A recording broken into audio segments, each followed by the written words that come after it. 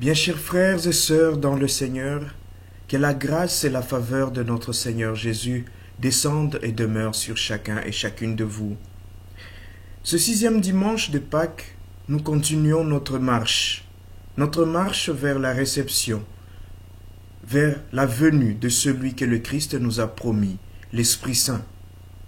Dans l'évangile d'aujourd'hui, Jésus, au milieu de ses apôtres, leur promet l'Esprit Saint. Il leur promet de leur envoyer un défenseur. Notre méditation d'aujourd'hui, nous allons nous focaliser nécessairement, essentiellement, sur 2 termes qui ont attiré mon attention. C'est le terme orphelin et le terme défenseur. Ces 2 mots semblent aller ensemble. Jésus dit à ses apôtres, « Je ne veux pas vous laisser orphelins. Je reviens vers vous. Je ne veux pas vous laisser orphelin, je vous envoyerai le défenseur. » Un orphelin, une orpheline, c'est une personne qui est en manque, c'est une personne qui a perdu quelque chose, c'est une personne dont la situation est celle de faiblesse, est celle de vulnérabilité. C'est une personne qui a besoin d'un soutien, besoin de réconfort, besoin de support, besoin de protection. Un orphelin, c'est quelqu'un, c'est toute personne qui est dans une situation où elle doit être assistée, elle doit être aidée. Et Jésus sait qu'après sa mort, qu'après son retour vers le Père, les disciples vont être confrontés à cette situation. Et nous savons qu'après la mort de Jésus, les disciples sont allés s'enfermer, ils avaient peur. Peur d'être persécutés, peur d'être interrogés, peur d'être maltraités, peur d'être tués. Les disciples se retrouvaient comme sans défense, comme sans protection, comme sans soutien, sans réconfort. Et ils avaient besoin aussi de ce soutien-là. Et donc Jésus sait que la situation de ses disciples va être celle-là, qui vont être appelés à témoigner, qui vont être appelés à défendre leur foi, qui vont être appelés à donner raison de leur croyance, de leur espérance, comme dira Saint Pierre. Qu'ils vont se retrouver sur des terres étrangères, sur des terres païennes, et qui doivent annoncer Jésus. Qu'ils doivent affronter la contradiction, qu'ils doivent affronter l'adversité et la méchanceté, non seulement de païens, mais parfois de leurs frères juifs, parfois de leurs propres frères chrétiens. Jésus voit venir tout cela. Il voit venir toutes ces situations et il sait que sans lui, ses disciples ne peuvent pas. Et nous le voyons déjà à l'arrestation de Jésus, comment tous fuient, comment tous partent, comment Pierre renie son maître. Donc les disciples seront dans une situation d'orphelin, une situation de faiblesse, une situation de misère, une situation de peur. Et puisque l'évangile va être annoncé, puisque Jésus leur donne une mission, Jésus leur donne aussi la promesse de leur envoyer le moyen de cette mission. Et ici, Jésus appelle l'Esprit Saint le défenseur. Un orphelin, il a besoin de défenseur, il a besoin d'un bouclier, il a besoin d'une sentinelle. Un orphelin, une orpheline a besoin de quelqu'un qui veille sur lui, qui protège son intégrité. Et Jésus dit aussi à ses disciples, si vous demeurez dans mes commandements, je prierai le Père et il enverra le défenseur. Le défenseur aura quel rôle? Le défenseur aura le rôle de protéger les disciples, de veiller à ce que les disciples se souviennent de toutes les paroles de Jésus, se souviennent des commandements de Jésus. Et le premier commandement, c'est celui de l'amour. Ce premier commandement, ce commandement est celui qui permet aux disciples de dépasser les frontières, permet aux disciples d'aller dans le monde, de voir en tout homme un être qui doit être sauvé. Et nous voyons cela dans la première lecture. Philippe, qui est d'origine grecque, va prêcher en Samarie. Et nous savons l'opposition qui existait entre le juif de Jérusalem et de Samarie. ils entretenaient entre eux une méchanceté, ils entretenaient entre eux une inimitié qui datait des siècles. Mais l'Esprit Saint, celui qui va être envoyé, voilà son premier rôle, répandre l'amour, réunir les hommes.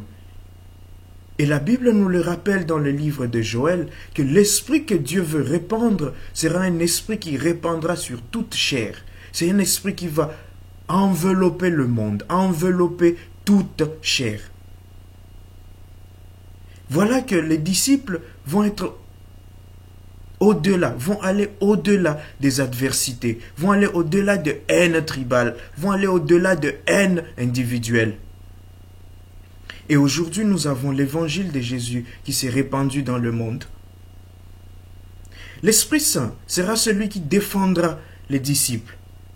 Un défenseur n'est pas celui qui attaque le premier. Un défenseur, c'est celui qui attend, qui veille et qui protège son patrimoine.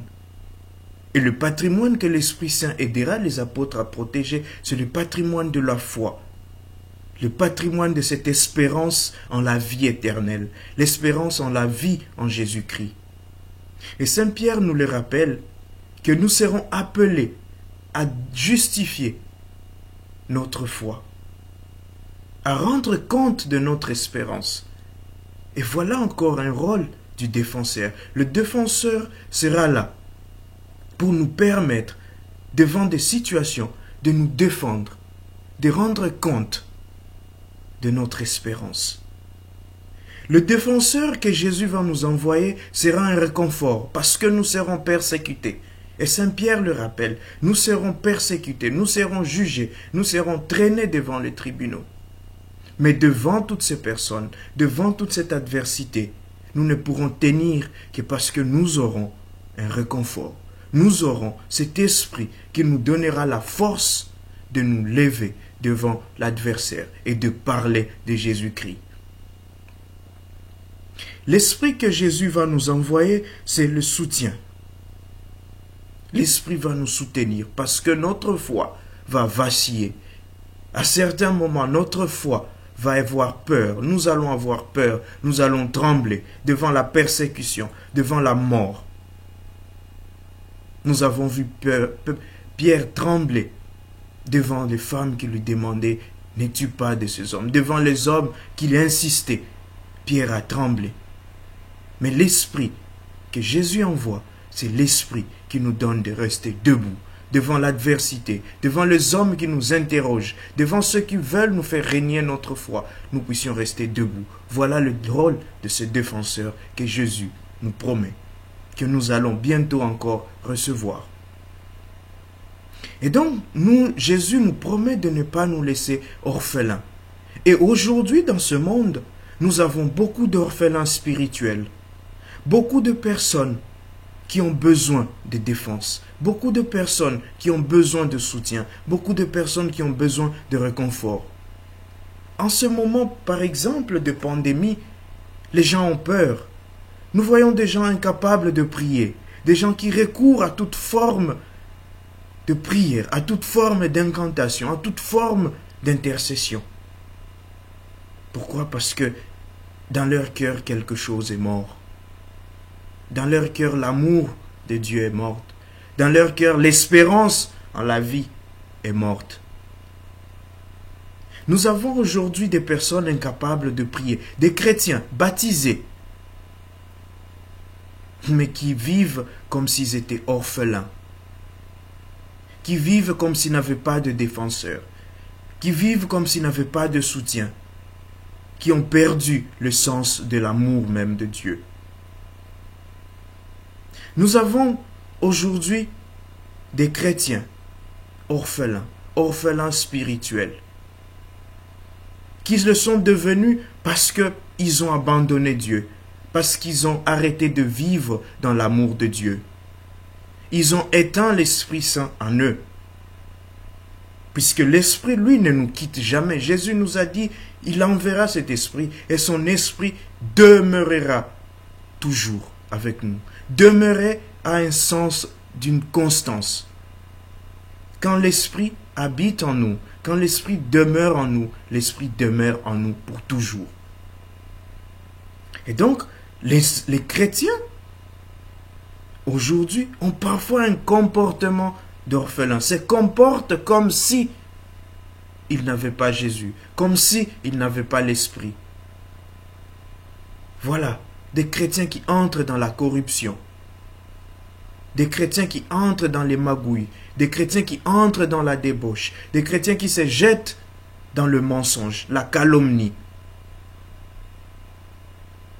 Voilà à quoi est-ce que le monde est en train d'aller. Et Jésus dit que ceux qui sont là-dedans ne peuvent pas connaître l'Esprit. Parce que l'Esprit, là où il demeure, il y a l'amour. Là où l'Esprit demeure, il y a le réconfort. Là où l'Esprit demeure, il y a la protection. Aujourd'hui, nous allons demander au Seigneur, ce dimanche, nous allons prier Dieu, qu'il nous donne la disposition, qu'il mette dans nos cœurs les dispositions nécessaires pour que nous soyons prêts à recevoir l'Esprit. Que le Seigneur dispose notre cœur à recevoir cet Esprit. Parce que oui, nous avons besoin de l'Esprit Saint. Quelque part, chacun de nous a besoin de l'Esprit Saint. Chacun de nous a besoin de ce soutien. Chacun de nous a besoin de ce réconfort. Chacun de nous a besoin de se sentir protégé, de se sentir aimé. Et alors, chacun de nous aura alors cette grâce d'offrir cet amour, d'offrir cette protection, d'offrir ce réconfort à ceux qui souffrent spirituellement, à ceux qui sont dans la peine intérieurement, à ceux qui attendent ce réconfort intérieur. Demandons l'intercession de la Vierge Marie, elle qui a reçu l'Esprit de Dieu, elle qui a été couverte de l'Esprit de Dieu, elle qui sait sentir combien l'Esprit défend, combien l'Esprit réconforte, combien l'Esprit protège. Qu'elle intercède pour nous, pour que nous ne soyons plus des orphelins spirituels, pour que nous ne soyons plus des orphelins, mais que nous soyons des fils, parce que Dieu nous veut comme des fils, parce que Jésus nous a pris comme ses amis, comme ses frères. Et donc, nous devons sortir de cet esprit d'orphelin. Nous devons sortir de cet esprit d'orpheline. Nous devons sortir de cet esprit de vulnérabilité. Parce que notre Dieu, c'est le Dieu puissant. C'est celui qu'on décrit dans le psaume. C'est lui qui a fendu la mer en deux. C'est lui qui a séché l'eau pour que son peuple marche. C'est lui qui a délivré son peuple. C'est lui qui a ressuscité Jésus. C'est lui notre Père. Nous ne sommes plus des orphelins. Que le Seigneur nous accorde les dispositions intérieures nécessaires pour que nous puissions recevoir son Esprit et que par l'intercession de la Vierge Marie, désormais, nous vivions comme de vrais fils, comme des fils du Père, comme des fils remplis d'Esprit Saint. Amen. Que le Seigneur nous en donne cette grâce.